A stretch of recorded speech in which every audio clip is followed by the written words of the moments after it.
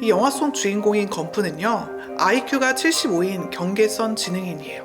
지금은 나이가 지긋한 할아버지가 된 톰 행크스가 풋풋한 얼굴로 세상살이에 조금 어수룩해 보이는 그 주인공 건프 역할을 아주 찰지게 했죠. 경계선 지능인, 그러니까 경계선 지능장애는요, 지능 지수가 평균보다는 낮지만 지적 장애에 속할 정도로는 심각하지 않은 상태인데요. 안녕하세요. 마음을 밝히는 언니 정신과 의사 유혜진입니다. 여러분 혹시 포레스트 검프란 영화에 대해 들어본 적 있으신가요? 이게 1994년에 개봉된 작품이라 MZ세대에게는 다소 생소할 수 있지만 이게 30대 중반이 넘은 분들이라면 인생은 초콜릿 상자와 같다라는 명언을 마음속 깊이 간직하게 만든 명작입니다. 이 못 보신 분들 있다면 꼭 한번 보시는 걸 추천하고 싶고요. 지금은 나이가 지긋한 할아버지가 된 톰 행크스가 풋풋한 얼굴로 세상살이에 조금 어수룩해 보이는 그 주인공 건프 역할을 아주 찰지게 했죠. 이 영화 속 주인공인 건프는요, IQ가 75인 경계선 지능인이에요. 영화가 개봉된 다음에 실제로 미국에서는 경계선 지능인에 대한 세간의 인식이 많이 바뀌었다고 합니다. 편견과 배척이 아니라 이해와 수용으로 이 경계선 지능인을 바라볼 때 개인의 발전이 어디까지 갈 수 있는지를 보여준 영화죠. 최근 들어서 저도 진료실에서 경계선 지능인에 대한 문의를 자주 받는데요. 경계선 지능인, 그러니까 경계선 지능장애는요, 지능 지수가 평균보다는 낮지만 지적 장애에 속할 정도로는 심각하지 않은 상태인데요. 일반적으로 IQ가 75에서 85 사이가 경계선 지능인에 속한다고 봐요. 이 범위의 분들은요, 학습과 사회적인 기능에서는 어려움을 겪을 수 있지만 적절하게 지원과 교육을 받으면 독립적인 생활이 가능하고요, 직업을 유지할 수도 있습니다. 사실 경계선 지능장애는 정신건강진단의 정식 명칭은 아니에요. 이 DSM-5와 국제질병분류에서 언급되는 일종의 IQ에 대한 개념이라고 보시면 될 것 같아요. 간혹 경계선 지능장애를 경계성 지능장애로 잘못 알고 계신 분들이 있는데요. 이 경계선 지능장애가 맞는 용어입니다. 이 경계선 지능장애의 특징은 크게 IQ 범위와 학습 능력, 사회적 기능과 자립 능력, 마지막으로 정신건강 위험으로 나눠서 볼 수 있는데요. 첫 번째, IQ 점수는요, 일반적으로 IQ 범위 75에서 80 사이, 평균인 100보다는 낮지만 지적장애 기준인 70보다는 높은 그런 경우가 경계선 지능인에 해당이 됩니다. 두 번째, 학습 능력에 있어서는 경계선 지능인의 경우에는 학습 속도가 또래보다 좀 느리고 지능검사에서도 이해력과 추론 능력이 다른 소검사 점수보다 상대적으로 좀 낮게 나타나는 경향이 있어요. 세 번째로 사회적인 단서, 그러니까 좀 암묵적인 규칙을 이해하는데 어려움이 있기 때문에 대인관계에서 오해를 받는 경우가 꽤 많습니다. 네 번째로 또 경계선 지능인은 영화 속의 포레스트 검프처럼 청소를 한다든지 기본적인 일상생활은 충분히 가능하지만 집을 매매하려고 알아보고 계약서를 작성한다든지 회사에서 보다 복잡한 프로젝트와 같은 이런 복잡한 문제 해결이나 책임이 요구되는 업무를 수행할 때는 어려움이 겪을 수가 있고요. 마지막으로 정신 건강 측면에서도 좀 자기 객관화 능력이라든지 감정 조절 능력이라든지 이런 것들이 상대적으로 좀 취약하기 때문에 적절한 케어를 받지 못할 경우에는 우울증과 같은 정신건강 문제를 겪을 가능성이 다른 사람들보다 높다고 할 수 있어요.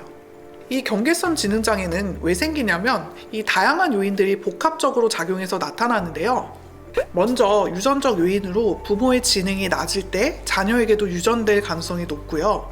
드물게 좀 특정한 유전자 변이가 학습 능력에 영향을 주는 경우도 있어요. 간혹 부모의 양쪽의 지능이 모두 높은데도 아이가 경계선 지능인 경우도 있는데요. 이런 경우는 유전자 변이와 관련된 가능성이 높다고 할 수 있겠네요. 다음은 환경적 요인인데요. 영유아기의 영양결핍, 태아기 및 출생 후의 문제, 예를 들면 임신 중에 산모가 음주를 하거나 약물을 복용했다든지 영양 상태가 좋지 않았다든지, 세 번째로 유아기의 머리를 크게 다쳤다든지, 김종민 씨가 생각이 나네요. 그리고 그 외에도 사회적 경제적인 요인, 적절한 교육을 받지 못했을 경우, 심리적 스트레스와 같은 이런 유전적 요인과 환경적 요인이 복합적으로 작용해서 경계선 지능장애가 나타날 수 있습니다. 이 경계선 지능인들의 연령별 증상은 크게 두 가지로 나눠볼 수 있는데요. 영유아기에는 던지기, 잡기, 점프하기, 뛰기, 걷기와 같이 이렇게 몸을 크게 움직이는 대근육 동작이 뭔가 좀 협응이 안 되고 좀 어색하고요. 단추 채우기나 지퍼 올리기, 필기구 잡기나 가위질, 풀칠, 젓가락질과 같은 이런 소근육 발달, 감각 통합 발달이 좀 또래에 비해서 느립니다.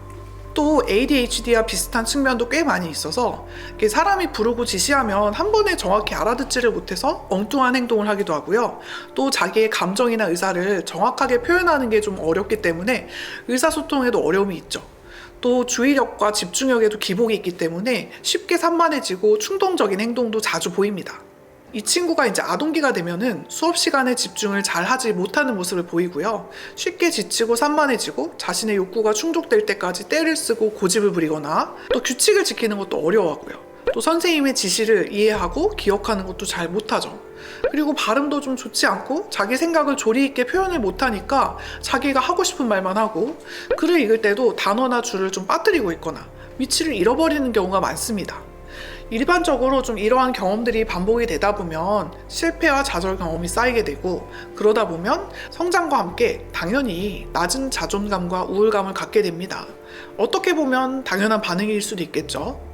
경계선 지능장애는 학습장애나 지적장애, ADHD와 같이 좀 그 개념이 약간씩은 다른 여러 조건들과 같이 있기도 하고 좀 혼용돼서도 사용되기도 하는데요.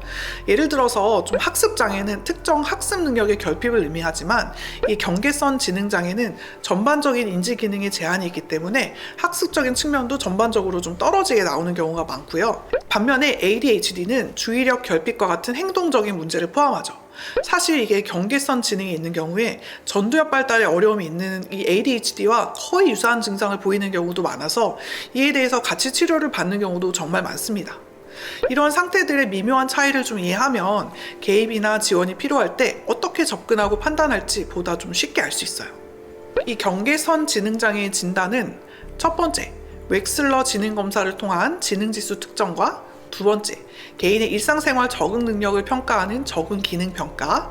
세 번째, 정신과 의사나 심리학자가 진행하는 임상적인 면담.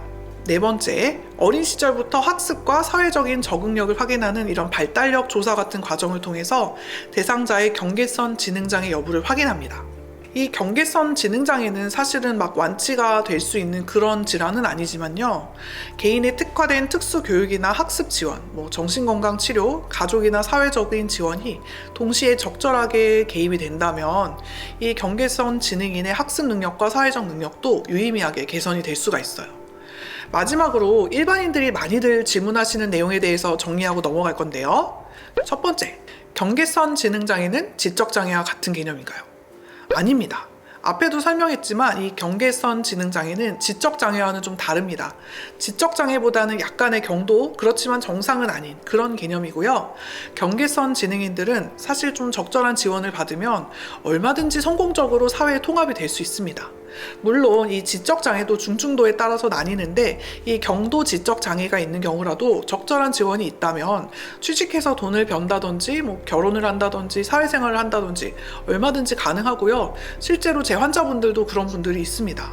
그러니까 경계선 지능장애라면 정말 적절한 도움만 꾸준히 받을 수 있다면 티 안 나게 사회 통합이 가능할 수도 있다, 이렇게 생각해 주시면 좋을 것 같아요. 두 번째 질문, 경계선 지능은 유전인가요?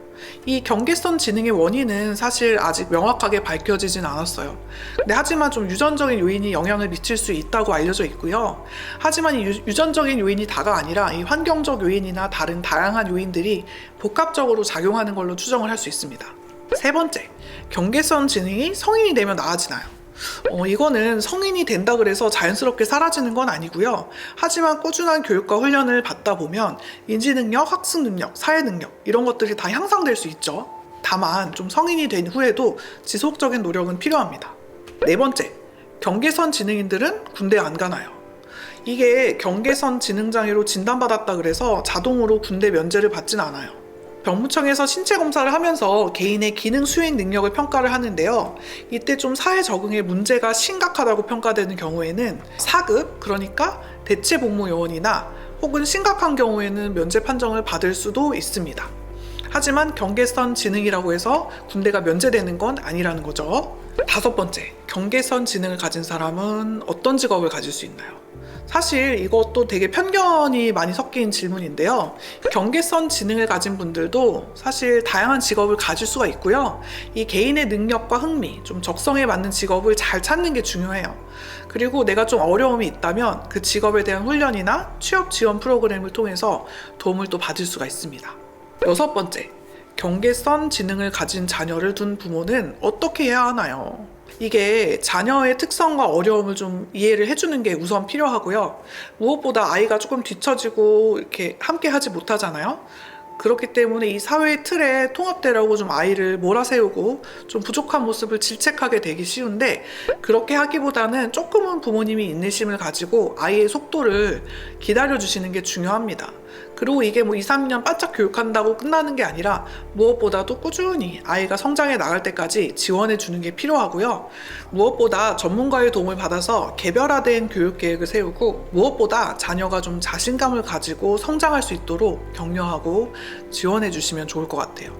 그리고 좀 아이가 힘든 일을 겪었을 때는 적절한 조언도 주시고 필요한 도움을 제공해 주시면 좋을 것 같습니다. 결과적으로 아이가 또 지능도 중요하지만 건강하고 좋은 성격을 가진 아이로 자라나게 된다면 성인기 이후에도 주위의 지지를 적절히 받으면서 행복한 인생을 살 가능성이 더 높아지겠죠. 일곱 번째, 경계선 지능장애를 자가진단이 가능한가요? 네, 답은 가능합니다입니다. 이게 이제 웹사이트가 있는데요. IQ를 검사하는 이 웹사이트에서 검사를 받을 수가 있고요. 여기에서도 확인이 가능하고, 내가 보다 좀 정밀한 검사를 받고 싶으시다면 사시는 지역 근처에 있는 정신건강의학과에 방문하셔도 지능검사가 가능합니다. 여덟 번째, 국가 지원 프로그램에는 어떤 것들이 있나요?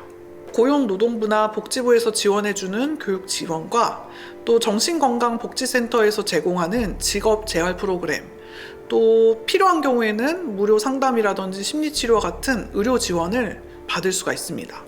아홉 번째 질문, 경계선 지능을 가진 사람들을 대할 때 주의해야 할 점이 있나요? 이 부분도 중요할 것 같은데요. 경계선 지능을 가진 분들을 대할 때는 좀 편견을 갖기보다는 조금 존중해주는 태도가 가장 중요한 것 같아요. 이분들이 새로운 걸 배우고 익히는데 좀 시간이 걸릴 수 있다는 걸 이해하고 좀 인내심을 가지고 기다려주셨으면 좋겠고요. 소통할 때도 좀 명확하고 구체적인 소통을 하고, 또 잘했을 때는 긍정적인 피드백을 아낌없이 해주면서 좀 자신감을 키워주시는 게 좋습니다. 이 영화 포레스트 검프에서 주인공 검프는 인생은 초콜릿 한 상자와 같다. 무엇을 얻게 될지는 먹어보기 전까지 알 수 없다는 얘기를 해요. 이 검프가 손에 쥔 초콜릿 상자는 우리 인생과도 같죠. 각각의 초콜릿이 모두 다른 맛을 가지고 있는 것처럼 지금은 평범하지 않은 조금 다른 모습을 하고 있어도 이 어떤 재능을 얼마나 다르게 꽃피울지 우리는 알 수가 없습니다. 그래서 모두의 인생이 각자 그 아름다움이 있는 거죠. 지금까지 마음을 밝히는 언니였습니다.